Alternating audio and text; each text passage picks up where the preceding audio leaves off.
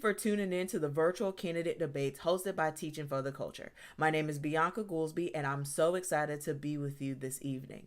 We have an action-packed list of events in October covering Hillsborough to Manatee County. Thank you for being intentional in this work because our children deserve the best, and they deserve the best people in the seats that control the future and future generations to come. Due to the pandemic, we wanted to change up the format to allow you to ask the questions to the candidates as if we were having an in-person event. This event is live and is streaming on Facebook and YouTube. The link will be provided in the comments for you to have the access to click and join us. You will then be afforded the opportunity to ask a candidate a question. Please keep your questions brief and please have the right energy and intentionality when asking the candidates questions. Thank you again for tuning in to the virtual debates. And if you're here for the replay, thank you for joining and watching what was said. I always say the three keys are accountability, transparency, and integrity. And it's up to you. Your children are counting on you on picking the best people for our school board seats.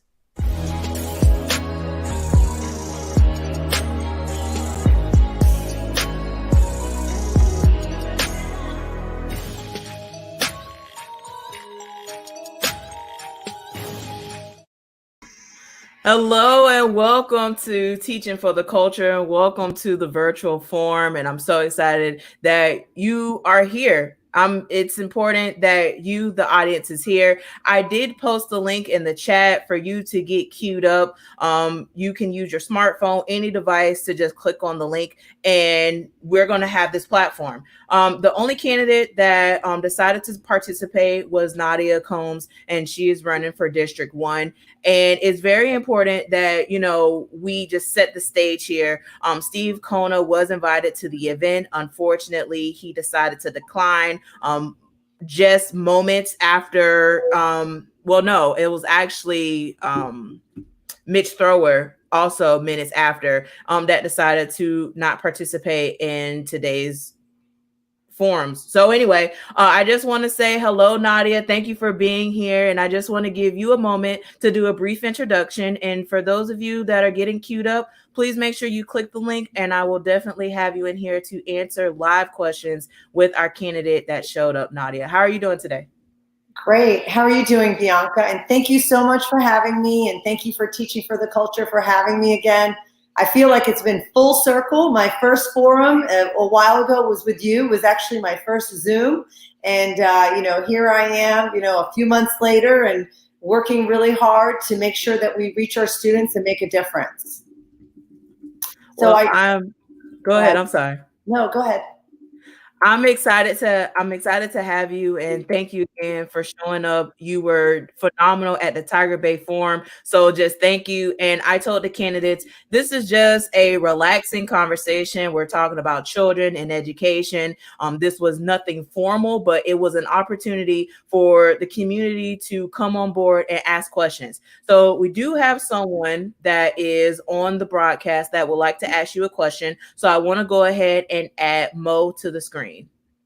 Okay. Hey Mo, how you doing? Uh-oh. Well, come back into the chat. So while we're waiting for people to kind of queue in, I'll start with the first question. What is your motivation to wanting to be a school board member? Well, 100%. My only motivation is to make a difference with students. I mean, my life has all been about working with kids. I was really lucky at 18 years old. I found out that, I had a love to working with children, and I naturally became an educator.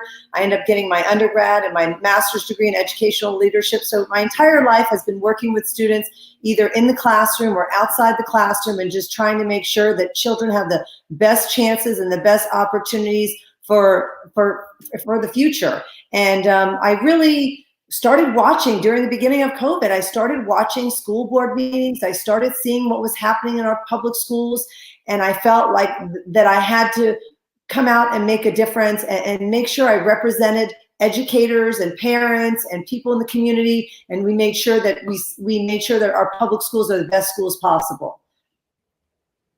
Absolutely. And I just love your passion that you have for education. And typically I would not speak about just you individually, but since you're just the only one here, I just feel like it is appropriate to do so. And I just really appreciate your passion and your energy when you talk about education. It definitely shows and shines. So thank you for that. And so again, for those of you that are watching, the link is posted in there. You're more than welcome to click the link so that you can ask Nadia any questions or just give her your support while we're on this broadcast. And again, I just appreciate her taking the opportunity to be engaged with the community, to kind of hear out, your vision for education. So I'll move on to the next question.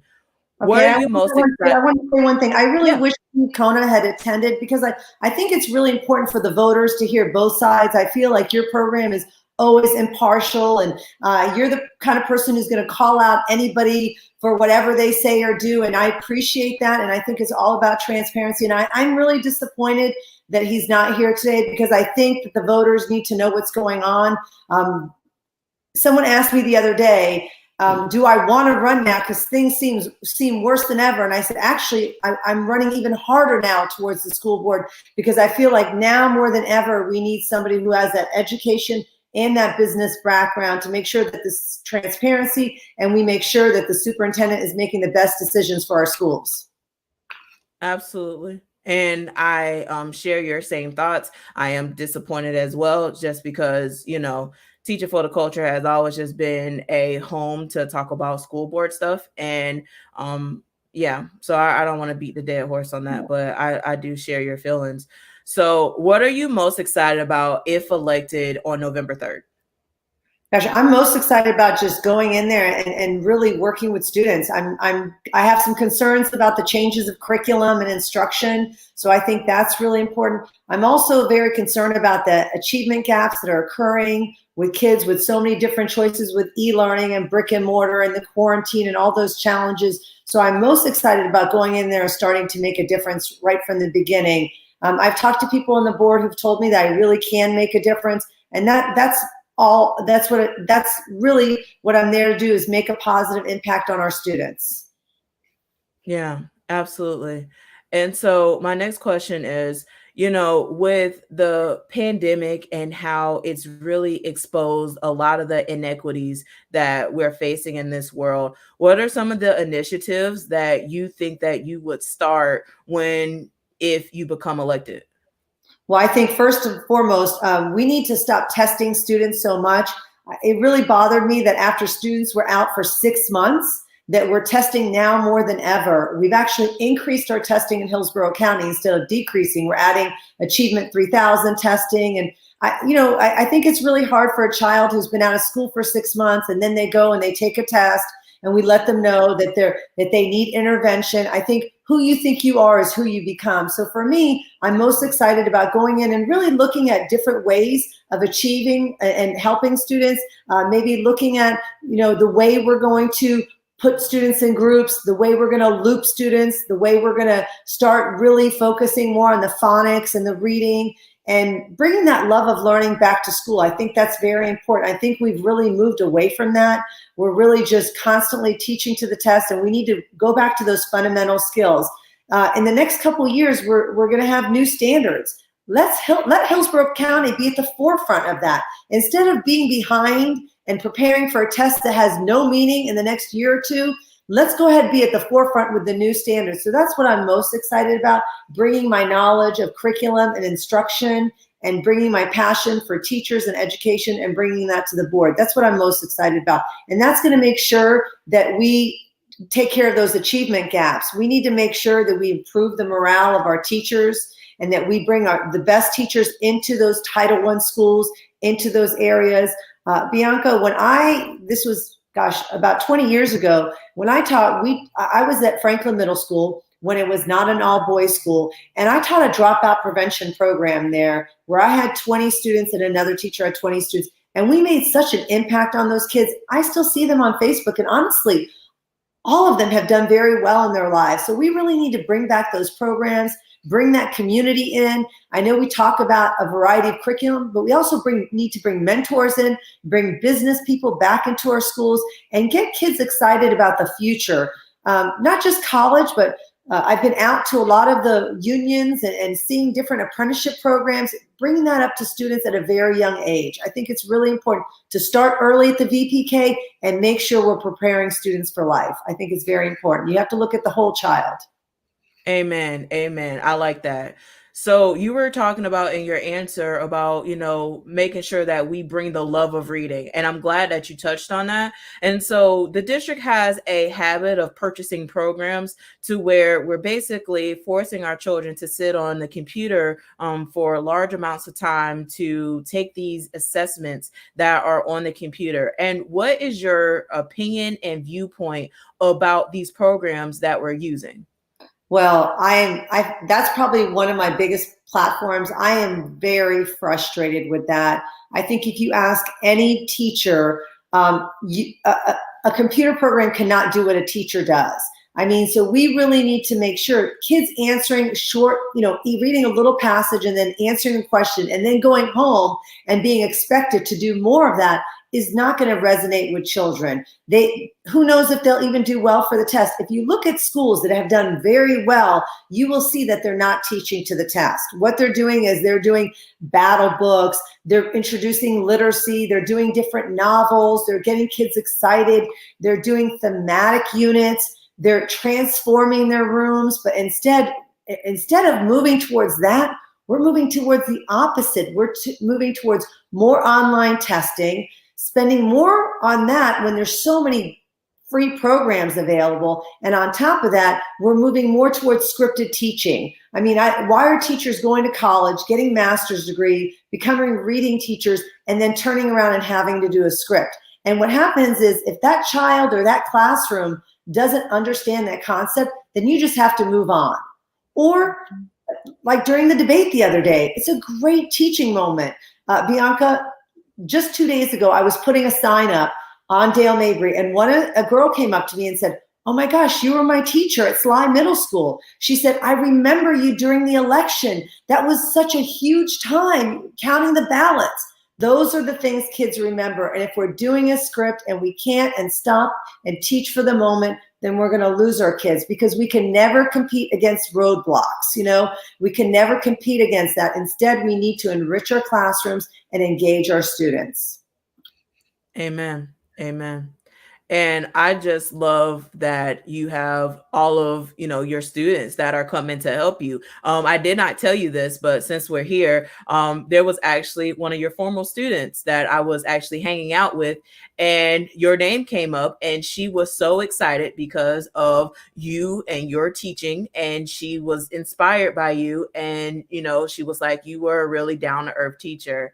And so her name is Paula. And so, it was really great to just hear that randomly from someone. And so one of the comments said, agreed, a script will never meet every need. Absolutely right. And so for those of you that are watching, there is a link on there. And so this event is for you to ask questions. Obviously, I will pick Nadia's brain all night, but obviously the intent is to hear from you guys. A lot of you had a lot of questions that you wanted to ask the candidates. And so this is the platform in order to ask those questions. While you're here, please also share with your friends. Facebook will not put this on everyone's timeline. So please be intentional in making sure that you share it with folks so that they can see it as well. And if you have any comments that you don't want to go on live, but you want to write it in the comment section so that we can ask Nadia, you can definitely use the comment section and I will be reading that as well. So Nadia, the campaign trail has been very interesting with this pandemic time. Can you explain to the voters just kind of your feelings with this pandemic, running for office, and what has that done? And just explain all the things to me. Well, I have to tell you, I have never been political. I mean, I have never been involved in politics. This has been very interesting. The curve on learning how to run a campaign is enormous. So I am just, honestly, I'm working 18-hour days. You can ask anybody who knows me. I am working from 6 o'clock in the morning until 1 o'clock. I mean, I'm working nonstop. I'm reaching voters. I'm going to restaurants. Today I had someone who randomly wanted to have a question on Facebook. I spent 24 minutes with him. He's a 28-year-old first-time voter, and he asked a lot of hard questions. And that's what I'm trying to do. I'm really trying to reach out to everyone, all voters in the areas, and I want them to know about me and my heart and what I represent. And it's hard for me because it's hard for me to run against somebody who has like countless dollars, and I have to try to fundraise, and I'm trying to do a lot of different things. But at the end of the day, I think people are interested in the school board race for the first time. People are interested in what's happening in schools. I think it's because of the tax increase, the pandemic. I think people realize how important education is. So I'm glad that people are looking and paying attention and asking questions. It is not easy to run a campaign, but I am all in. And I honestly, Bianca, I've done a lot of different things, a lot of careers in my life, but I've never felt so passionate because I feel very needed. And I feel like I need to be a voice for that child who maybe doesn't have the opportunities, maybe wasn't born into a home that had all the financial stability and all those issues, the challenges I faced growing up. I look at myself moving here at 8 years old and English not being my first language. And look what's happened. I was able to get my master's degree. I was able to, start 2 businesses. I'm able to run a campaign. So I really want to bring that to other children and other people to see that, you can do anything. And it really starts with education. And those opportunities are very, very important. Our kids are our future. I mean, nothing else matters. And you can ask any mother, no matter if they're working 2 jobs, 3 jobs, or they're staying at home, everybody wants the best for their child. And so sometimes sometimes I feel like parents, and that's important to me, is I'm not against charter schools, but I just want to make sure that parents know what decisions they're making. And I think there needs to be transparency in different schools. And I think that's very, very important. So that's a little bit about, just running the campaign every day, all day. Well, your story is fantastic, especially when I saw the glowing article from the Tampa Bay Times where they endorsed you and recommended you for being in District 1. And they even noted how, you managed to, win, and your numbers were really great despite your candidate outspending you 8-1. Yeah, I mean, honestly, Bianca, I was surprised. It's not that I didn't work hard for it, and I have a group of friends who are really supporting me and helping me, but I just thought, like, how am I going to compete with 5 mailers? My mom, who lives in the district, didn't want to tell me she received 5 mailers. And so I wasn't able to even send 1 mail. So what I did was I went out to the streets, and I went out to the areas. I think the Tampa Bay Times endorsement from you, La Gaceta, the Florida Sentinel, all of those absolutely helped me because it's hard to reach voters, especially during a pandemic. But I think people are researching, and that they realize that my only motive is to make a difference with children and the schools. Well, we do have a question, and I want to add Dawn to the screen. Hey, how are you doing? Hey, Bianca. Hey, Nadia. How are you guys? Hey, Dawn. Good. What's your question? Hey, so my question is, I'm actually a teacher in Freedom High School, and I am the Gay Straight Alliance club leader. And my question is just, how are you planning on sort of advocating for the LGBTQ plus community, the students? Well, I think it's very, very important that all those groups are available in the school. I think we need to make sure I think people need to understand that we need to, basically, whatever your sexuality is or whoever you are, that we have to accept people. There's a big problem in this country with mental health issues and people committing suicide and just really just isolating people. So I think that we need to make sure we promote programs like that kids want to be in and they feel they can belong, and that we don't isolate students, and we just really celebrate everybody's differences, no matter what they are, that we celebrate the differences and we support those differences. All right, thank you. Just to be a little more specific, because I know everybody, everybody wants to include everybody, but when it comes to specifics about transgender students, because I used to work in Pasco County. Pasco County had, I guess there aren't any real policies. There's best practices in Hillsborough and Pasco County, but there aren't any real policies. Pasco County has I guess their transgender students, they can use the bathroom of their choice, but in Hillsborough County, what they're doing right now is they're using a gender neutral bathroom, which a lot of times it's at the very front of the school. So I just wanted to bring that to your attention. A lot of the times, I know I'm not expecting to necessarily have an answer right now, but a lot of the times the transgender students are having to walk all the way to the front office, to the clinic bathroom, and that's not always ideal for them. So I just wanted to bring that to your attention at the moment. So yeah. Well, and also there's not a real policy right now. Like I said, there's just best practices. So maybe changing the best practices to policy would be a good starting point for moving forward for the LGBTQ plus community.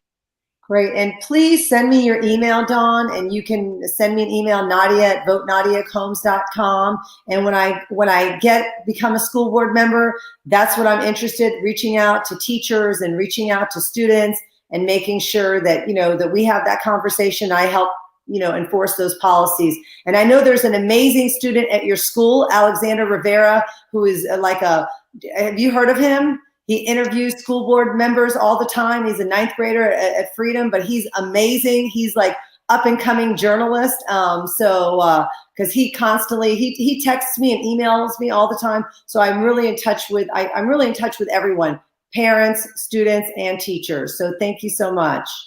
All right. Thank you so much for your question, Dawn. So if you have any questions, again, the link is in the comments and you're more than welcome to click the link. And and that's exactly what this is for, to answer questions. So let's move on to something else. So let's talk about one of the hot topics in Hillsborough County, and that is the money. So as you know, there's a lot of issues going on with the money in Hillsborough County. And I just want you to kind of provide the audience, the voters, your feelings and your opinions on it, and what are some solutions that you're looking to bring if elected in November? Okay, well, I think one of the things is you're looking at the news and for some reason it's not out there. This coming up payroll, we're going to have to borrow $75 million to make payroll. And that's not just from the pandemic. This has been for many, many years. There's been financial issues occurring. And I think it's interesting that people on the board, specifically the incumbent who's been on the finance committee for several years, it's surprising to me that they're acting so surprised when every day, when they're looking at that and the budget should be on the forefront. That's one of the main policies, to be on the school board. The most important part is to be fiscally responsible. So he should have been very well aware of that, especially with the finance committee. And I feel like if we're going to make cuts, then we need to make cuts at the top, at the beginning. I mean, it's hard for a teacher who basically is bringing their own wipes in with an overcrowded classroom, who's doing several types of teaching and dealing with all these challenges. And now his or her job is in jeopardy when we're looking at a brand new ROSAC building that's been redone and beautiful offices and more layers and layers and layers of supervisors up there. And what affects children the most is the teacher right in front of them. The two most important things in a classroom is the class size and the quality of instruction. And when teachers are fearful of losing their jobs, when the morale is so low, right before I spoke to you today, I had a friend of mine who's been in the classroom for 20 years, and she said, everybody in my school wants to look for a job. We're so unhappy. The morale is low. We feel like it's not just the pandemic. We feel like so much money is being spent up top. Let's make the cuts up there. I see that USF just proposed a 15% cut for everybody up in the administration. I'm not hearing that. Why is that? Listen, I'm going to be on the board.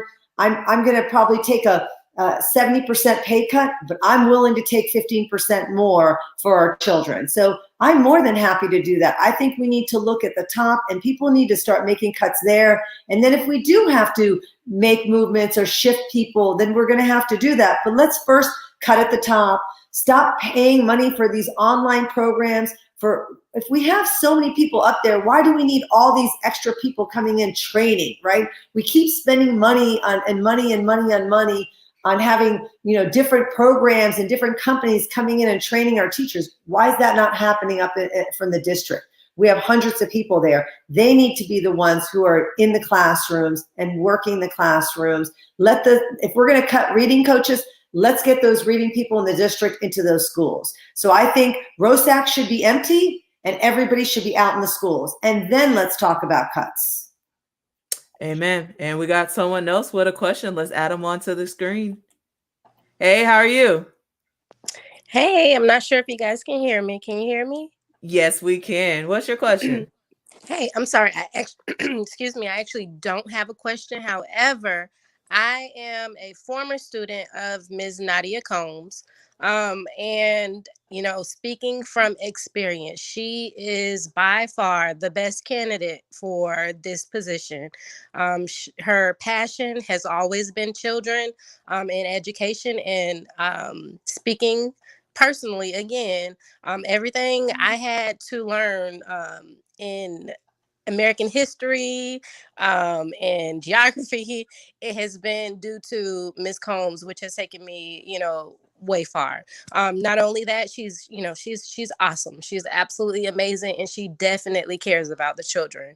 I rally behind her, and I really hope that this position, will be granted to her. She definitely deserves it.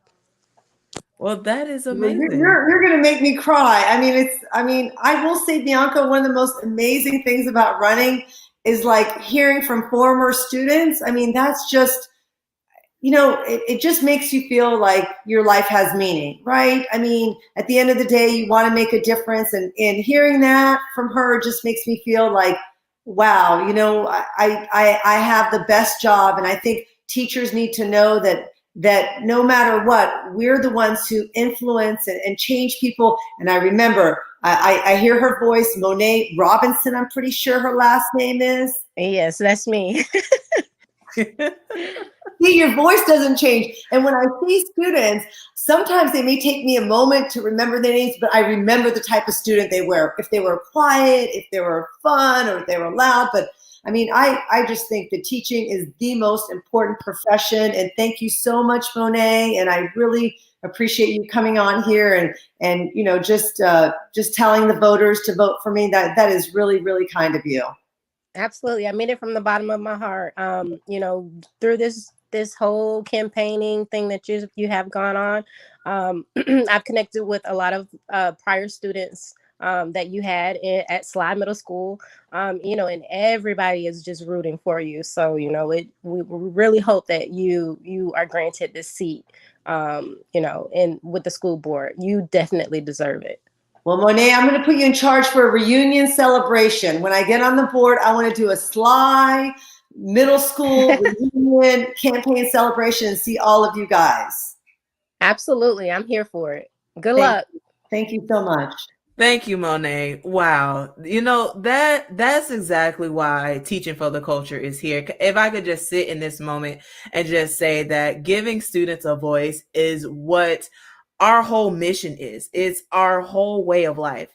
And the fact that one of your former students came on here to just sing your praises, it means a lot to me. And I hope it means a lot to the voters, because that's awesome. Yeah, it means everything to me. Yeah. So for those of you that are watching, okay, there is still opportunity for you to ask questions. So the link is in the comment section. You're more than welcome to come on and ask any questions. And, while I wait for you to come on, I will, continue to pick Nadia's brain because she's here and she's ready to advocate for our children. And it just really means a lot that she's here, but also that there's so many people that's rallying behind her. And there's so many people in the comments that I didn't even get to. But there was AP. So she said, this is who is needed on the board. You could tell her passion. You can hear it. And Bianca, I will tell you that I am just a worker bee. And when I go on the board, I am going to work so hard to make an impact. You will never see another board member who's going to work as hard as I am. I will be out there at the schools, at ROSAC, making sure. And I am very, very obviously going to be there in District 1, but I'm interested in working in the entire district, especially for inequality for students. I mean, the Latino families, 36% of our students are Latino in this community, and they've been massive cuts with ESOL and ELL, and unfortunately, I don't think that people are aware of those cuts, and that's happened in the last, I know you wrote an article about that, and I don't think people are aware of the massive cuts that are occurring with our ESOL and our ELL population, all these different cuts in music and art and so many different, and I think it's going to get worse. I think you'll see that it's going to get worse. So I think we need to all go in there and sacrifice and make cuts from the top down. That's how it cannot start from the bottom up. It needs to start at the top and then trickle down. Absolutely. And you are right with, the cuts happening, and it's so sad. But I go back to the years of negligence, and this is institutionalized neglect. And I understand that there are several school districts in Florida that are experiencing issues financially, but I haven't seen a school district that had to, secure a loan to manage their payroll. I haven't seen any articles of that. So if anybody could provide me receipts, you are definitely able to put it in the comments so I can read it and clear the record. But I haven't heard of any school district in Florida having to get a tax anticipation note to float out for payroll. I just haven't seen it. Yeah. Have you, Nadia? Have you seen that? No, I've never seen that. I mean, and we're the 7th largest district in the country. I mean, that's horrible. People are looking around at us. We're supposed to be the model, I think it's really, really sad. And we have so many great programs in this district and so many great teachers and supporting staff. I mean, as I said, people thought they had a contract this year, and jobs are being lost everywhere. You buy a house or you're taking care of your family, and then the next day you find out without even knowing that you're going to lose your job. I think it's really, really sad. People are being discarded, and which is really sad.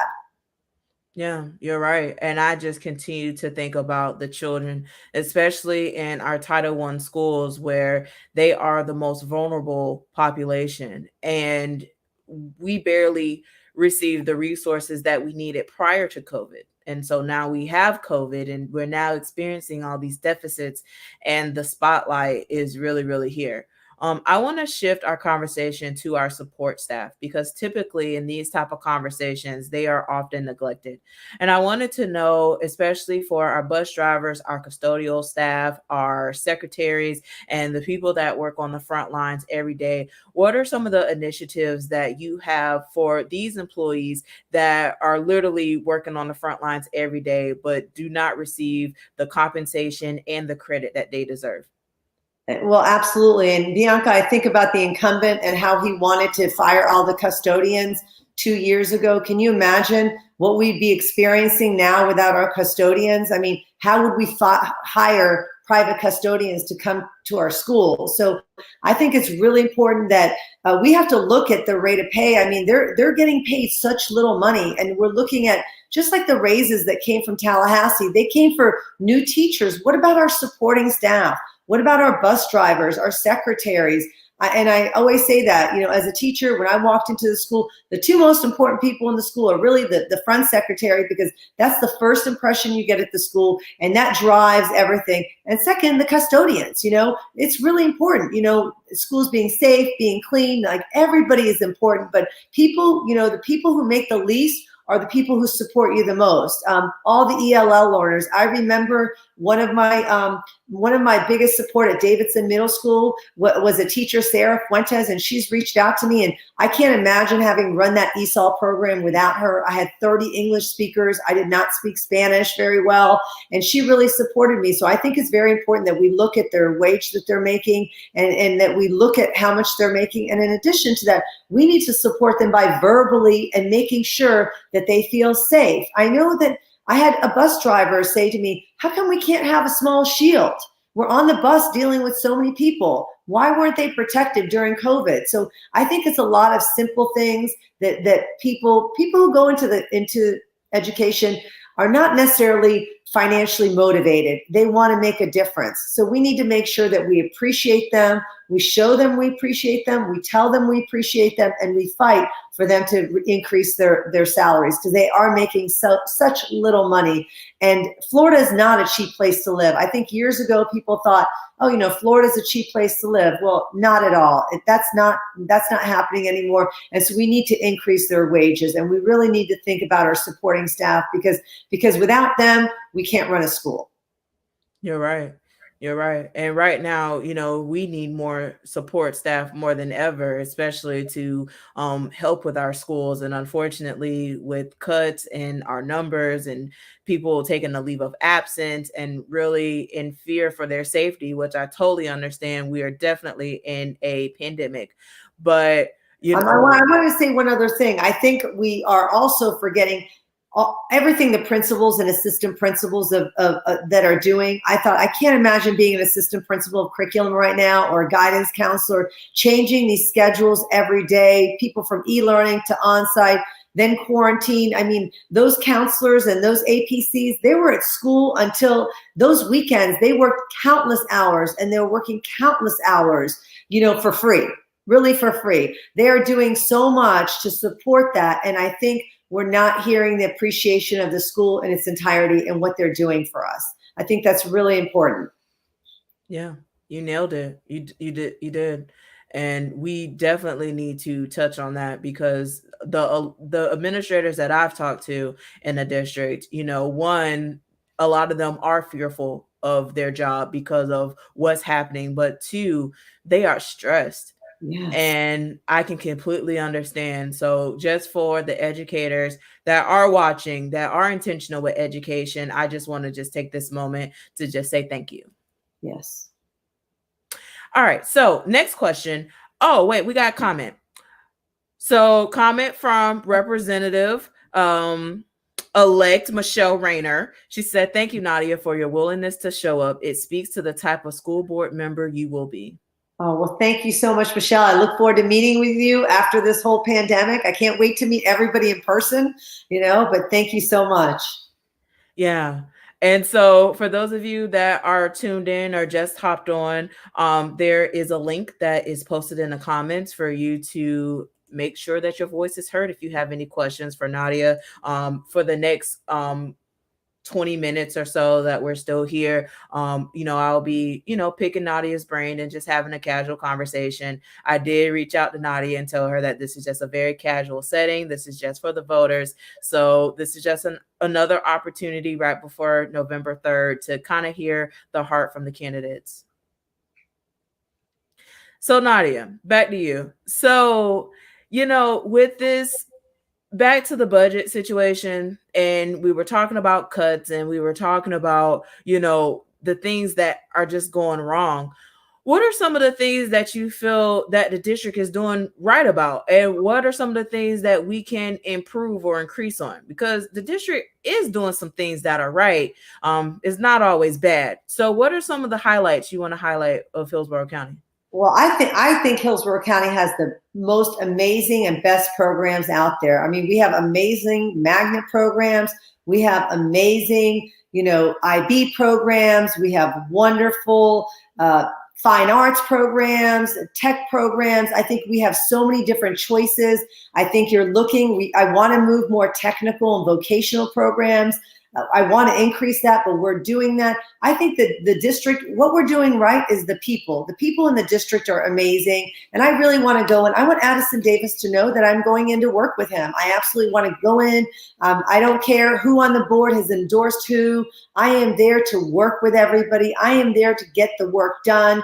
I am not someone who takes something personal. If you've endorsed Steve Cohen or whatever, I don't really care. The things that we need to do right is that we need to continue to develop these programs, continue to support these programs, continue to increase business partnership and community partnership within our district. So those are the things that we're doing, and we need to continue to do that. Those are the great things that we're doing. We do have the best schools possible. The one thing that's important, I think voters need to know, is that I am all for school choice. There are some great charter schools. I love Pepin Academy. I think Trinity's a great school. My big concern is that sometimes there are for-profit charter schools, and often parents don't know if the school is very good or not good, because I know the best teaching I did was in an old portable, which with air conditioning never worked. So I think parents sometimes see a beautiful building and they see kids in uniform, and that is not necessarily the best environment for their child. And so I think we need to make sure we create transparency. I think teachers need to know if they're going to that charter school, what's the turnover on administration? What are the teacher qualifications? What are their grades? What are their school grades? What's happening? What type of curriculum are they using? I think most parents want the best for their child, but we need to make sure that we create transparency, not just within our public schools, but within our charter schools too. It's really unfair that we're spending $121 million on charter schools next year. And a lot of those are good, but most of them are not. Let's let parents make that decision, but let's give them the knowledge and the information so they can make the best decisions possible. I think our schools are amazing. Our teachers are amazing.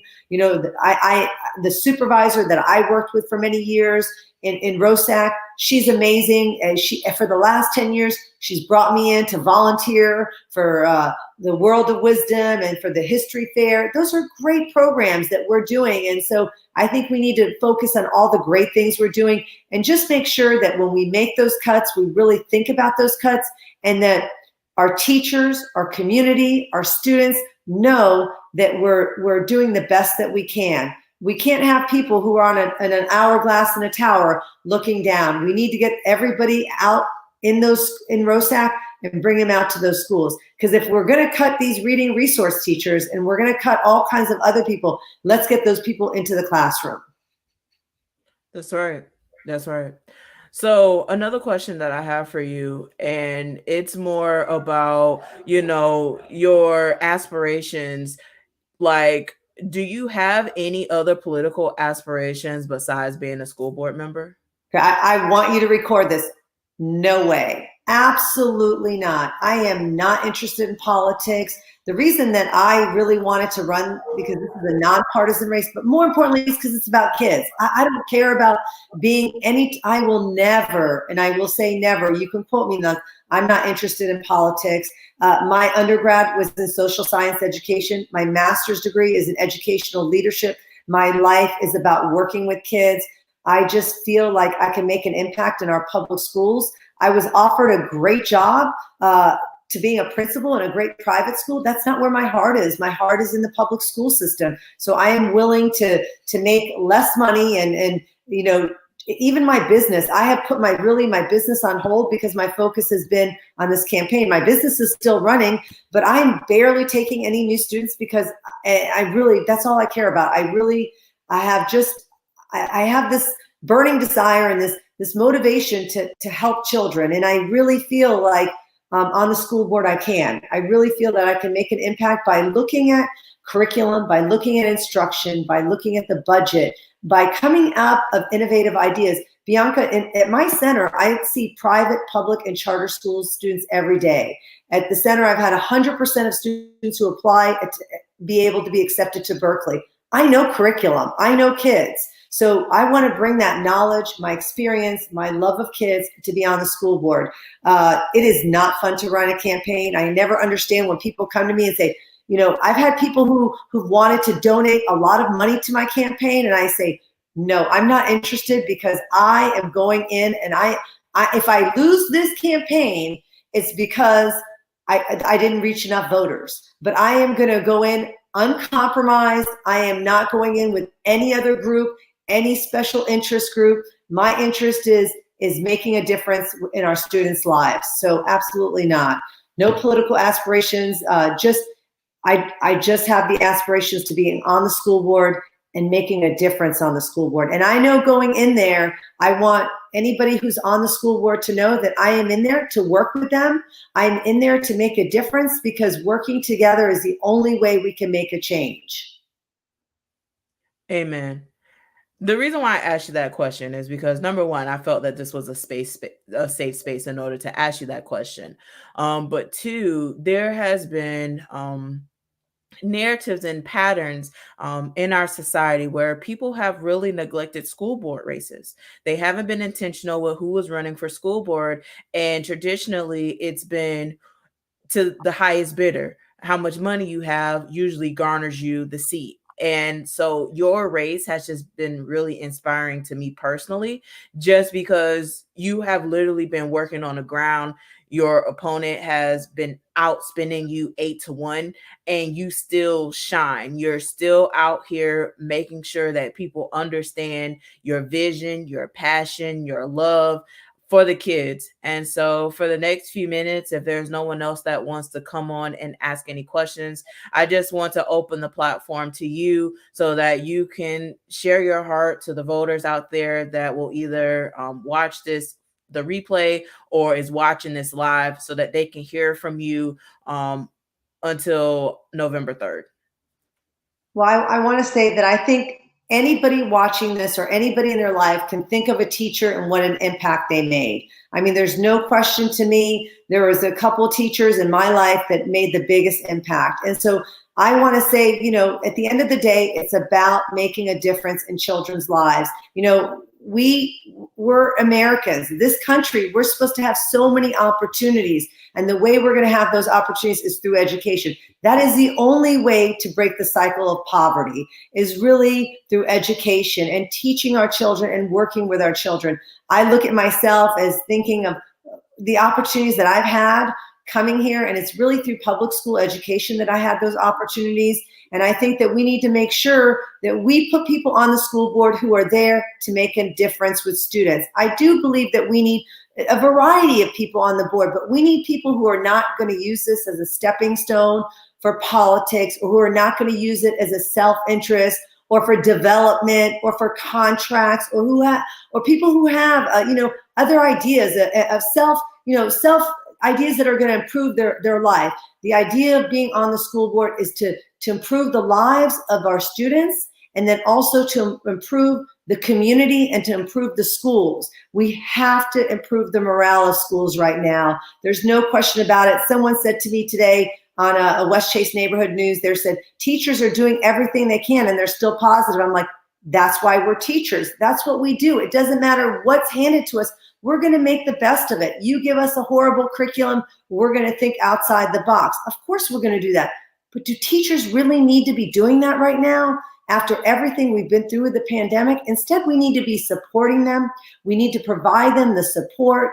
We need to provide less paperwork, less scripting of a curriculum, more individualized instruction. Let's allow those teachers to teach again, thematic units. I remember teaching at Sly Middle School, and we did outward bound programs where our teachers came together and planned classes to bring those classes to life.